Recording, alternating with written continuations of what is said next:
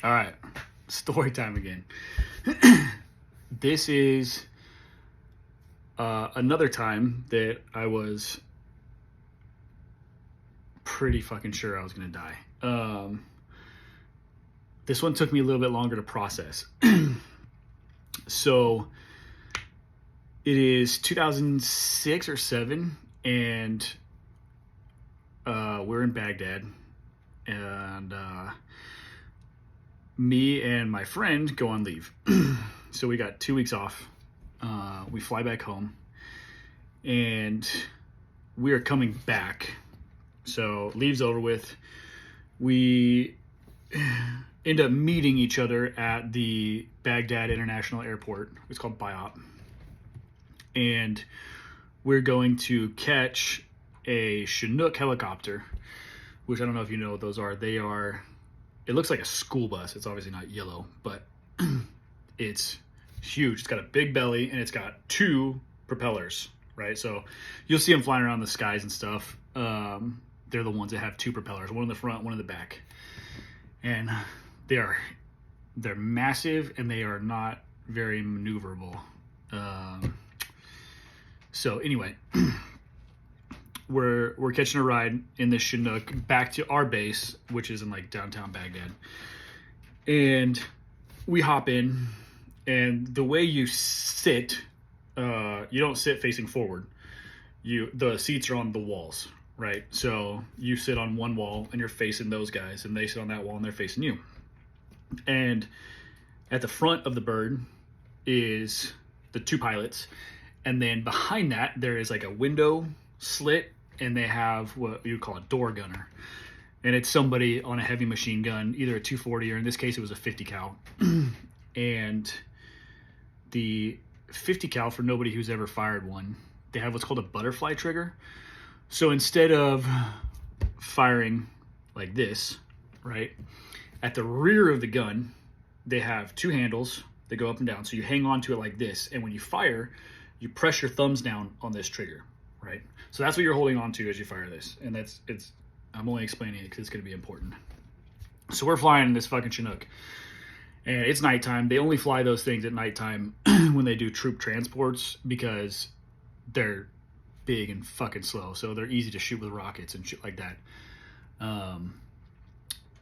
So we're flying at nighttime.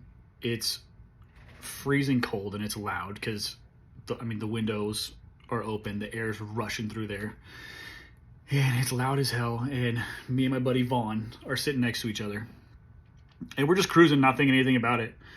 And all of a sudden, there's no engine noise.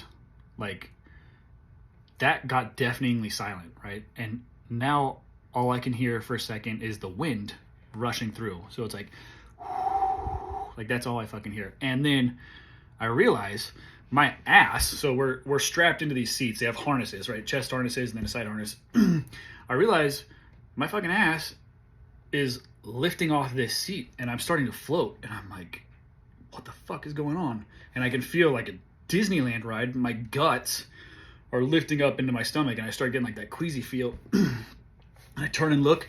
Vaughn is lifting up with me, and he's looking at me, and we're looking at each other. We're like, what the fuck is going on?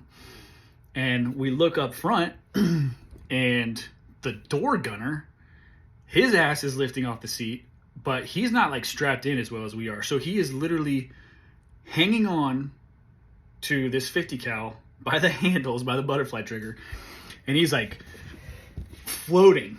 Like, his ass is just like going up in the air, and he's just hanging on.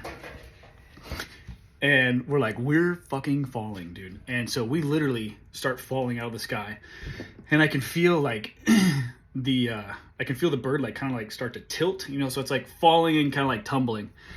And it only happened for, I really don't know. It had to have been like 5 seconds max, because I assume if it fell any longer than that, we would have crashed. But all of a sudden, while we're up in the air, the engine kicks back on. We hear just this loud fucking noise. Our asses slam down into the seats, and the bird picks up and takes off again. And me and Vaughn are just looking at each other like, what the fuck, dude? And it clicked. Like, we really finally got it. We were like, what the, and we couldn't even talk to each other because it was so loud. Like we were trying to like holler back and forth, but we couldn't. So as soon as we land, they land the bird, the back ramp drops open, we get off, and we get off the plane, and we're like, we fucking fell out of the sky, dude. Like we almost fucking crashed. He was like, shit. And I was like, did you see the door gunner? He's like, a fucker was flying in the air. And we were like, what the fuck, dude? It was fucking crazy, dude. It apparently, I didn't know this, but, and I'm sure I didn't know this for a reason. They don't tell this to people who fly in these fucking things, but I guess the engine shut off on these often. Like it's so common, the pilots prep for it. They know how to fucking restart that bitch and everything, but they definitely don't tell that to the passengers. Because nobody would want to fucking ride on those things. But yeah, I mean, they handled their shit perfectly. They saved us. But that was a time I almost fucking got in a helicopter crash that almost killed me. It was, and I tell this story sometimes to people, and people just look at me like, there's no way, dude. You know, like, come on, shut the fuck up. Your helicopter fell out of the sky and you didn't die. And I'm like, yeah, it sure fucking did. But yeah, so that's the time I almost died in a helicopter crash. So I got more stories for you, so don't fucking worry.